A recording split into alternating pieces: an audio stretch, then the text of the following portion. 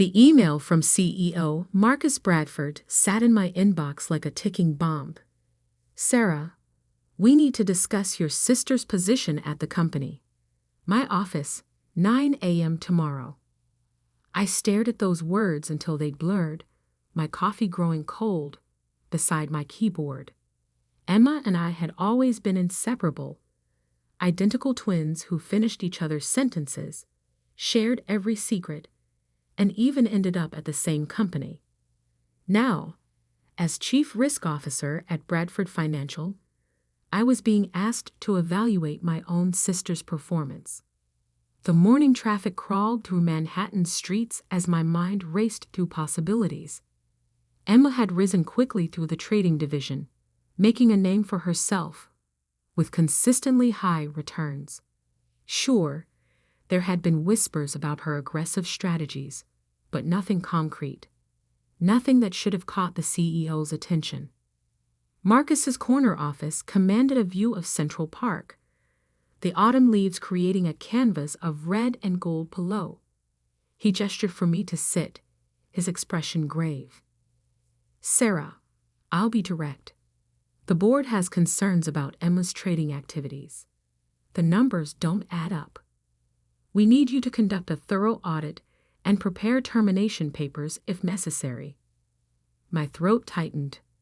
Sir, given our relationship, wouldn't another officer be more appropriate? He shook his head. You're the most qualified person in risk management. More importantly, you're known for your integrity. The board trusts you to be objective, family or not. I left his office feeling like I was drowning.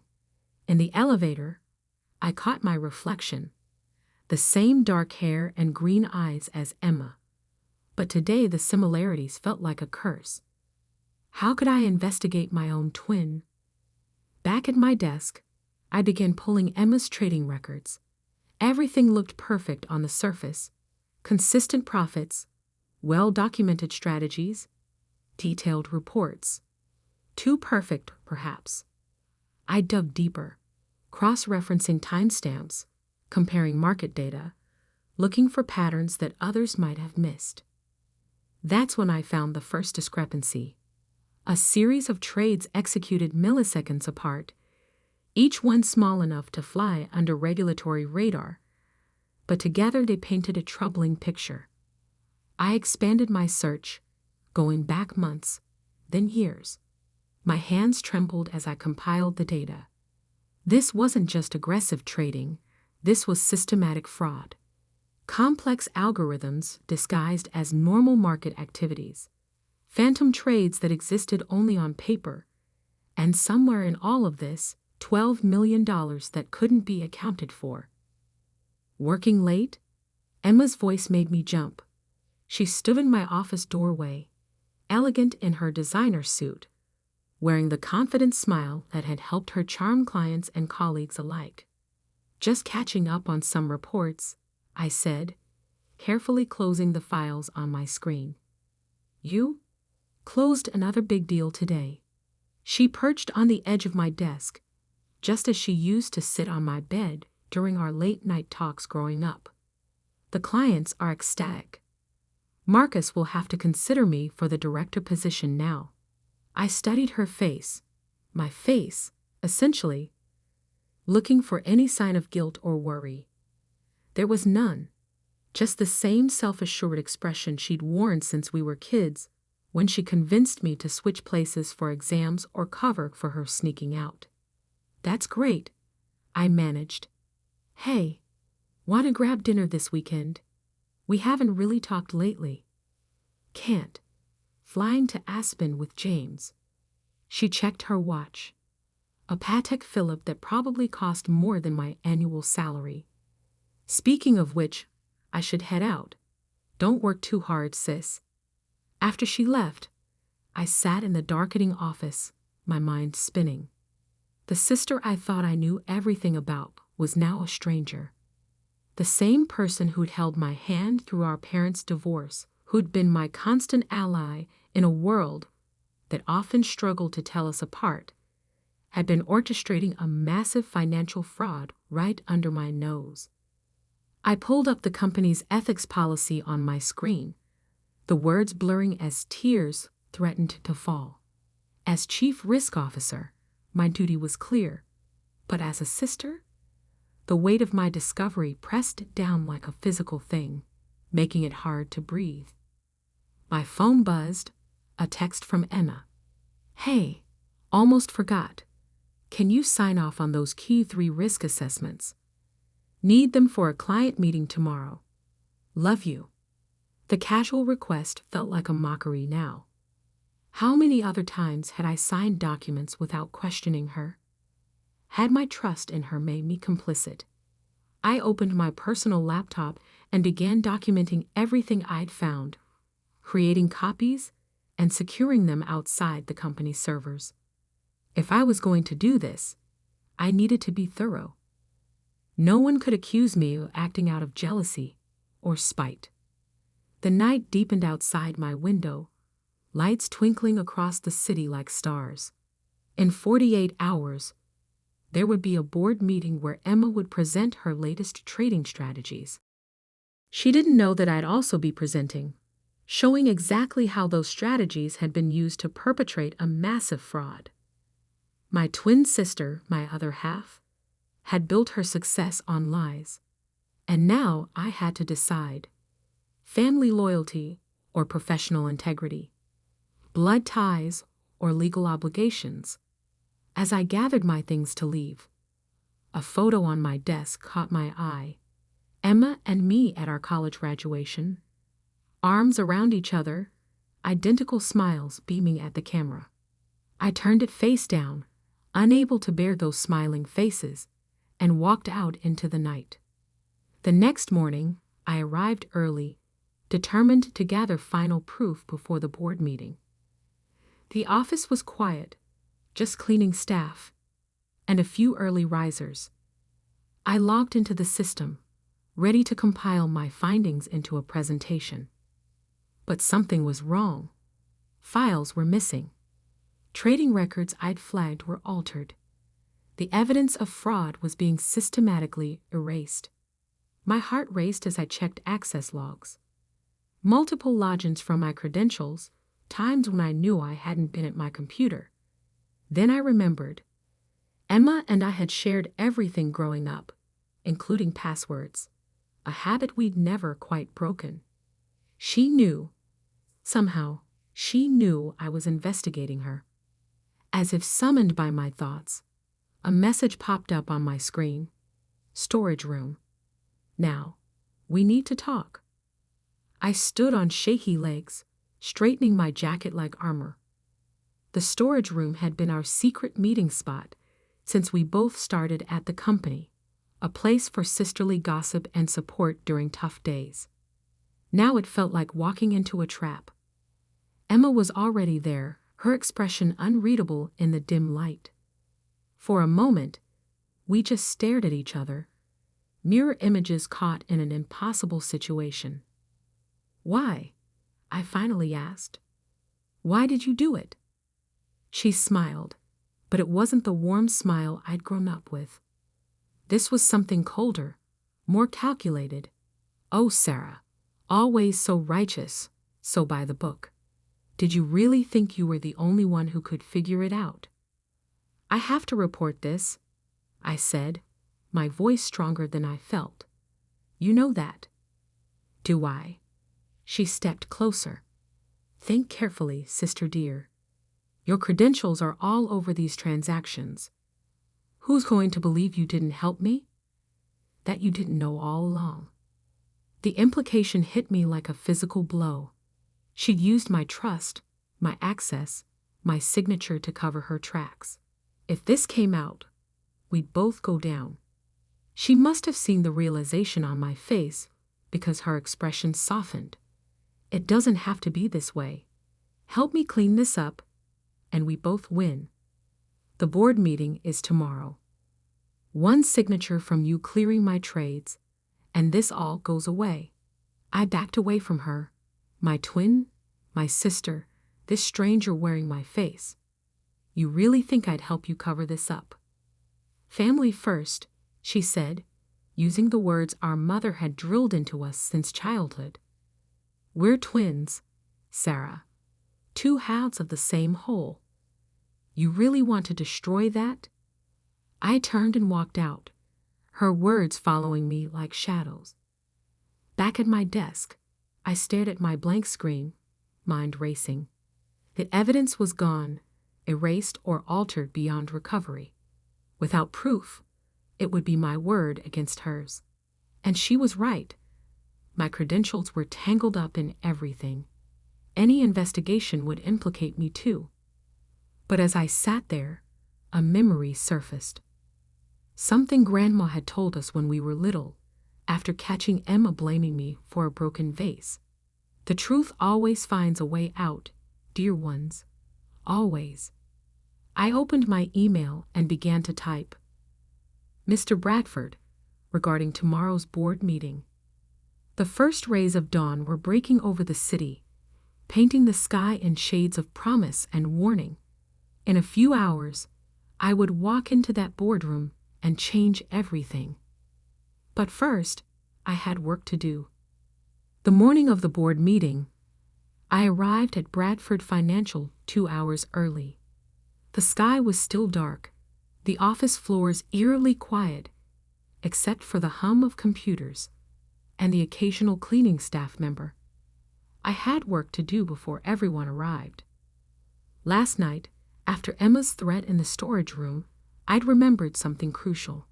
In my first month as Chief Risk Officer, I'd implemented a shadow backup system, a secure, encrypted server that automatically mirrored all trading data. It was a precaution I'd insisted on after a major bank lost millions in a data crash.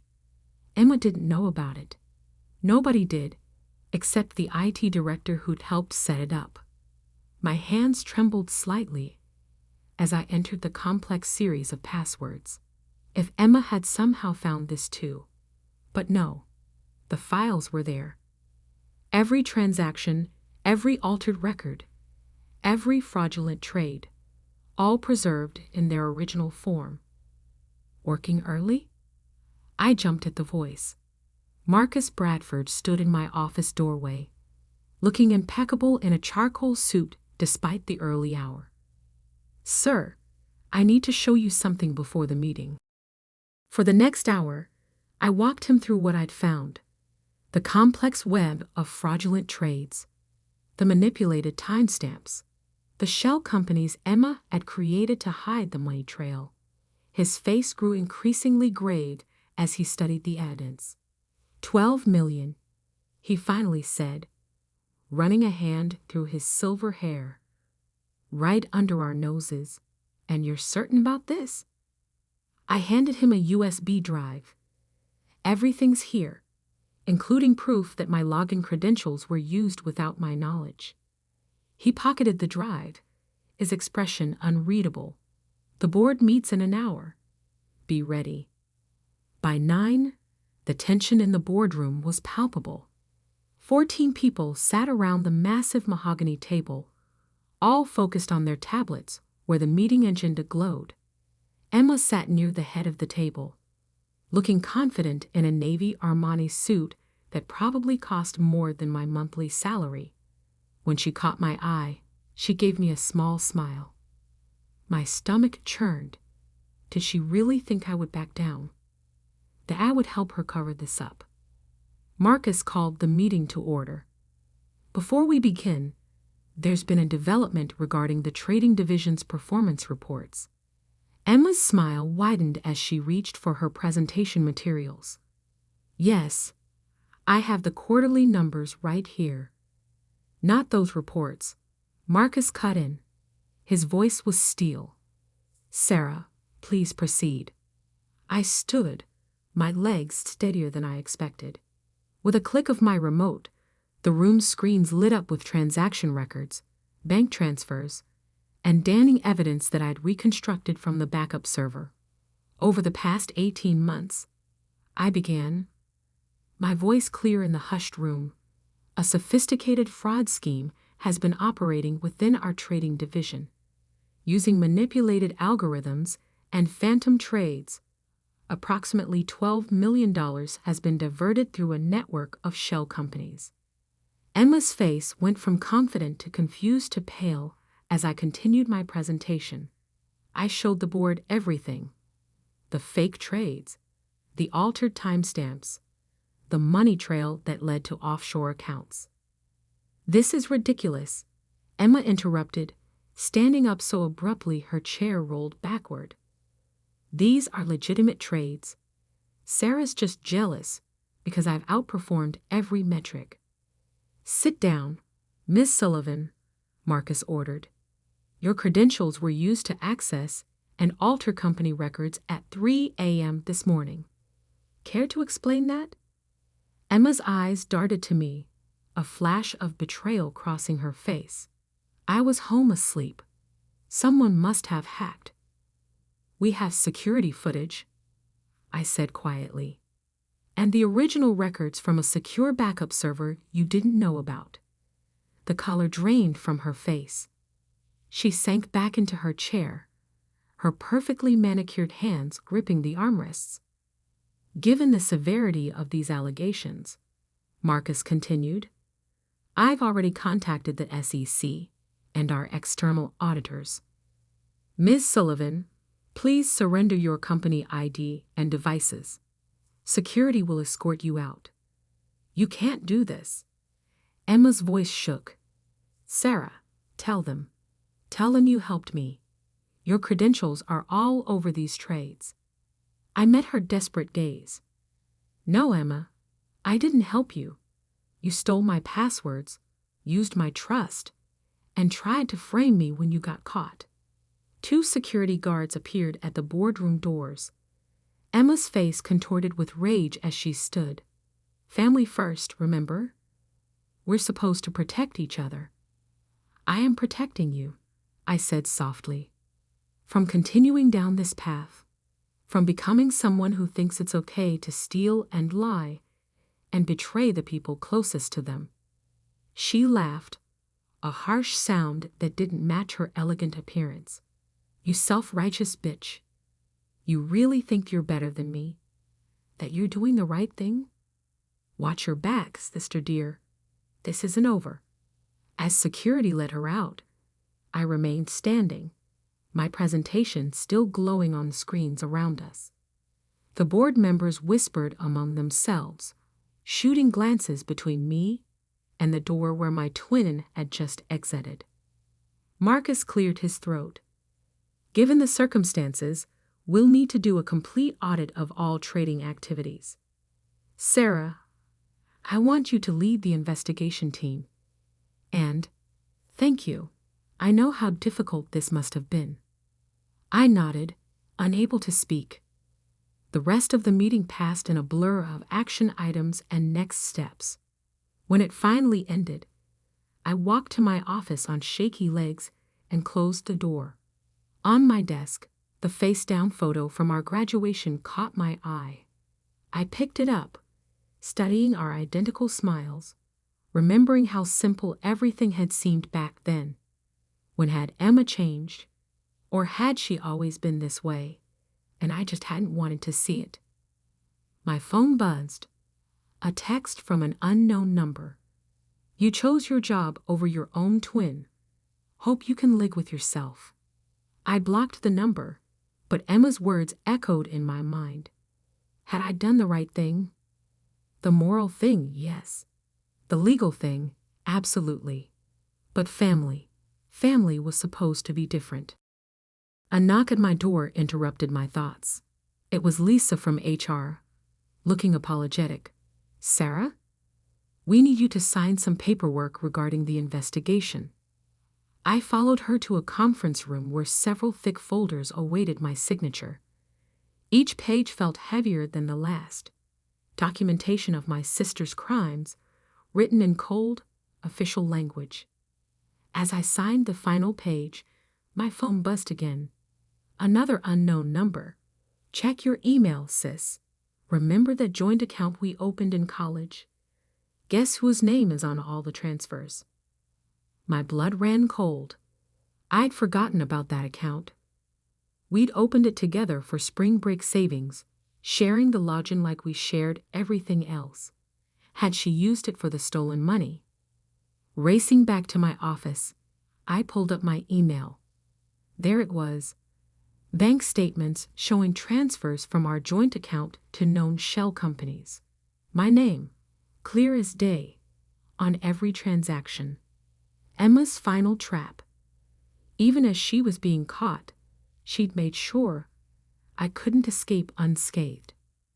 I stared at my computer screen, watching as my carefully constructed world began to crumble. The investigation I'd started was about to become much more complicated.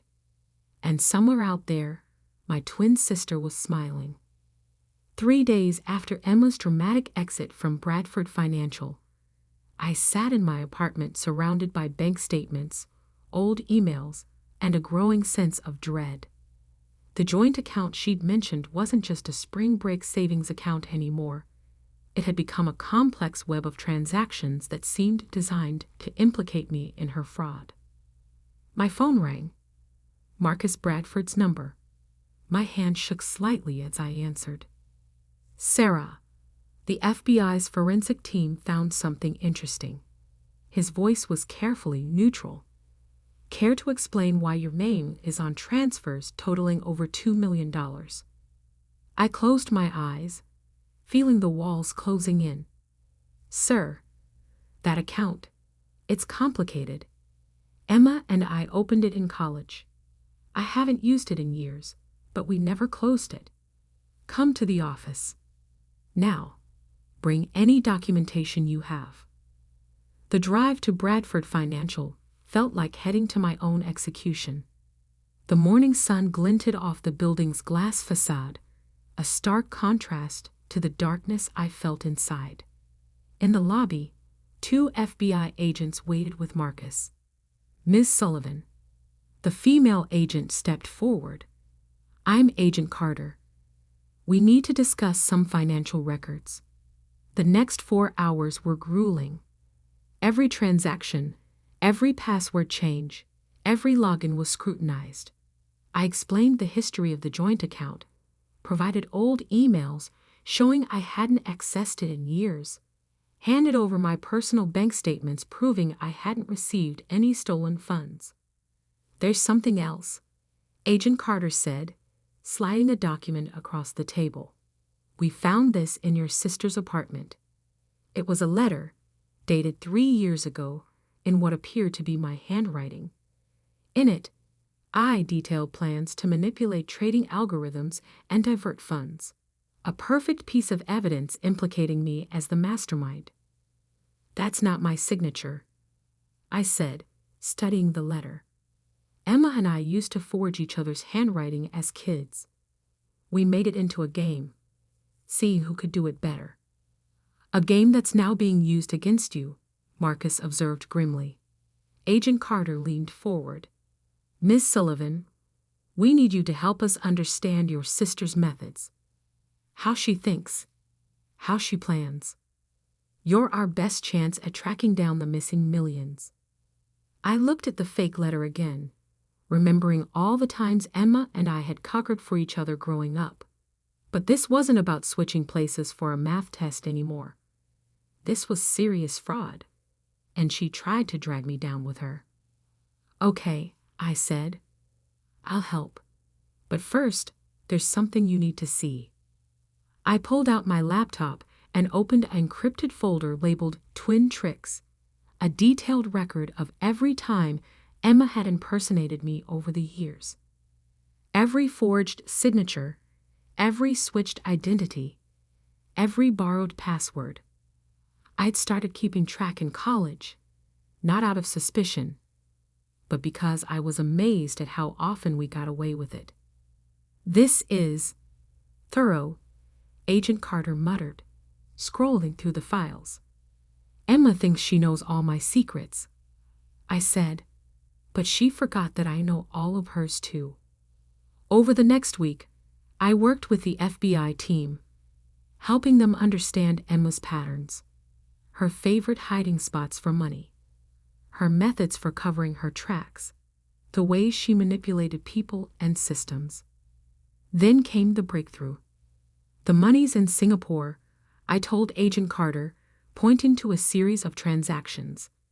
Every summer growing up, we played Monopoly with our grandfather.